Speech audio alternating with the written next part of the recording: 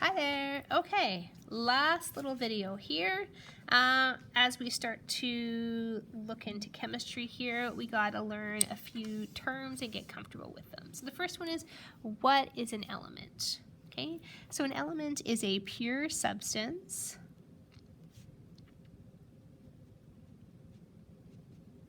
that cannot be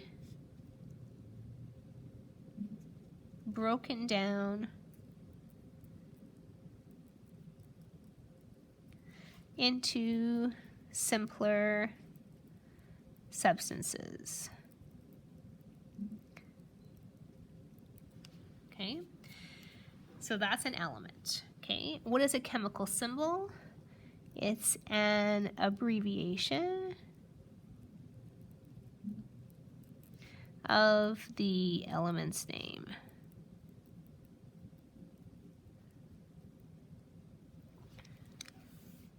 Okay, so there are a couple special rules when we're naming chemicals. So one is that a single letter is always capitalized. Okay, so for example, the symbol for carbon is a capital C. Okay, so the first letter is always capitalized. Okay, so the first letter of a two-letter symbol is always capitalized. And the second letter is always a lowercase. Okay, for example, aluminum is A and then lowercase l. Okay, and I write it like that just so if I draw a straight line, you might think it's iodine. Okay, so below is some of the elements that we are going to be really interested in. And notice on the left-hand side, I've put the symbols, and on the right-hand side, I've put the names. Okay, so this is Si for silicone, Ni for nickel. Let's see any other weird one. Al, this is an L, okay, for aluminum. Okay, and I for iodine. Okay, and Li for lithium. Just don't want to get confused with my lowercase letters. Okay, so what I'd like you to do is I'd like you to choose random symbols, and on this side I would like you to make a bingo card, okay, filled with just symbols. Okay, you can't use them twice. You can only use ones from this list. Okay, so one bingo game is going to be all symbols, and on the back side I want you to do one that's all names. Okay, so the back side would say, like, say, hydrogen, carbon, neon, nickel, okay, sodium, phosphorus. You fill up the whole square, one side with names and one side just with them symbols.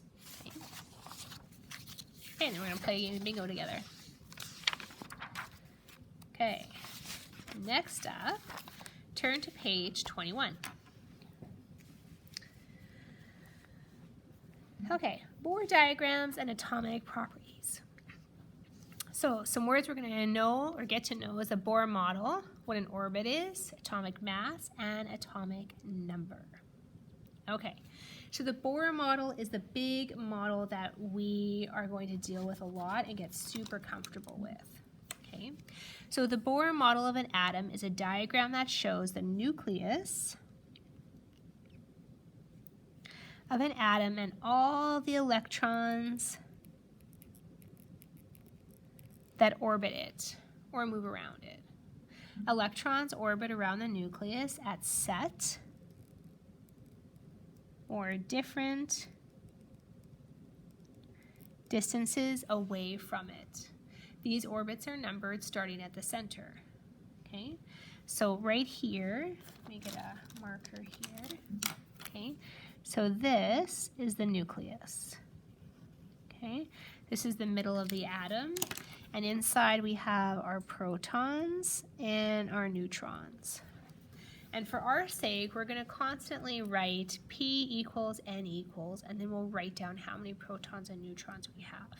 Okay, the first orbit after the nucleus is the first one, or the first ring you see is the first orbit, then the second orbit, and then the third orbit. Okay, and now take a look at where you see the electrons on the orbits. Okay, we always fill from the inside out. Okay, so we always have to fill the inner rings first, then the next one, then the next one. Okay, and we fill them also in a specific order. Okay, so this is the first one, then a second one. Okay, for every subsequent orbit, they all get filled in like this. Okay, first, second, third, fourth. Okay, then we come back up to the top, fifth, sixth, seventh, and eighth. Okay, if we had more than this, then we would add to the next ring. First, second, third, fourth, fifth, sixth, seventh, eighth, and so on. Okay, so something we're going to get a lot of practice with. Okay, when drawing board diagrams, always start filling the first orbit and then continue to the next orbit. Always completely fill an orbit before going on to the next one. Make sure you write the number of neutrons and protons in the center, which is the nucleus of the atom, okay? Because this is where all the neutrons and protons are, okay? And these are the orbits around. Now, how many electrons go in each orbit, right? We can see that the first orbit only holds 2 electrons, the second orbit holds 8, and the third orbit also holds 8 electrons. Turn the page. Okay, how many electrons does an atom have? Okay, so we can determine the number of electrons and protons that are in an atom by looking at the atomic number.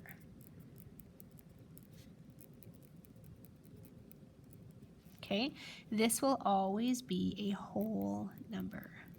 Okay, let's put a star next to this. This is really important for us. Okay, so the atomic number tells us how many electrons and how many protons. Okay, every different element has a different number of electrons and protons that make up one atom of that element. Okay. Now, how many neutrons does an atom have is also important to figure out. Okay, so neutrons are found in the nucleus of an atom. Okay, the atomic mass tells us how many neutrons and protons are in the nucleus. It is the average mass of an atom of the element. So here's a really simple equation that we use to figure out the number of neutrons. So number of neutrons equals the atomic mass minus the atomic number.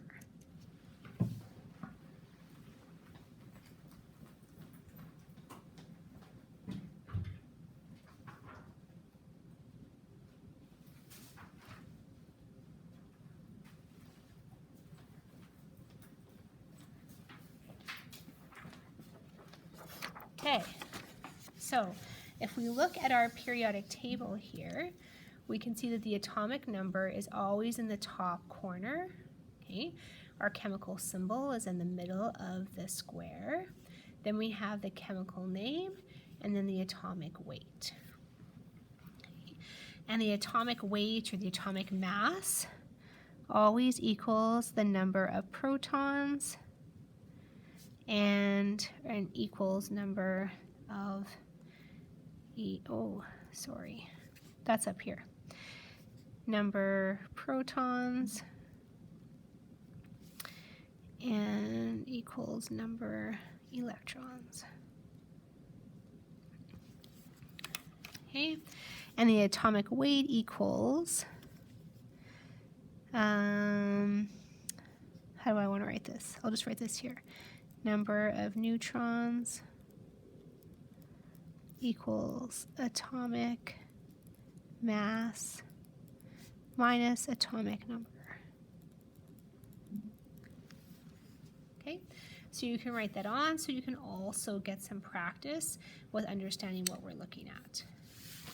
Okay, so on the next page it shows like a miniature periodic table, and what I'd like you to do is to diagram the first 20 elements of the periodic table. Okay, so for example, if we look at B for boron here, I can see that the atomic number is 5, so that means we have 5 protons. So I'm going to go P equals 5. Okay, that means I also have 5 electrons. Okay, so I'm going to start in the first shell. 1, 2, okay, and I'm going to go back to the second shell. 3, 4, 5. Okay, now I'm going to write in my neutrons. Okay, zoom that in there. Okay, so if I look, my atomic mass is 11. 11 minus 5 is 6. So that means that I would have 6 neutrons. Okay. But if you're like, Miss Laviak, I cannot write that tiny. I need a little bit more space. No problem. Okay. Then let's just write the protons and the neutrons in the top corner here. Okay. If we look at carbon, we'll give that a try. Okay. Carbon has 6 as its atomic number, so that means you have 6 protons and 6 electrons. And then its mass is 12, so 12 minus 6 is also 6. Okay? So we have 6 protons, 6 neutrons, and 6 electrons. So 1, 2, 3, 4, 5, 6. Okay? And then all I would do is I would draw an arrow for the protons and the neutrons that show that I know it goes in the nucleus in the middle. Okay, so I would like you to try and fill in the rest of these for the first 20 elements. Those are the only ones that we are going to be paying attention to this semester on the periodic table. If you want to get a little bit more practice, on the next page, I have determined the number of atomic particles. Okay? So what I've given you is little bits of information for each atom, and then using your periodic table, you're going to try and figure out what the rest of the information is. So for example, it says here, let's take a look at this one here. It says number of protons is 30 and number of neutrons is 35.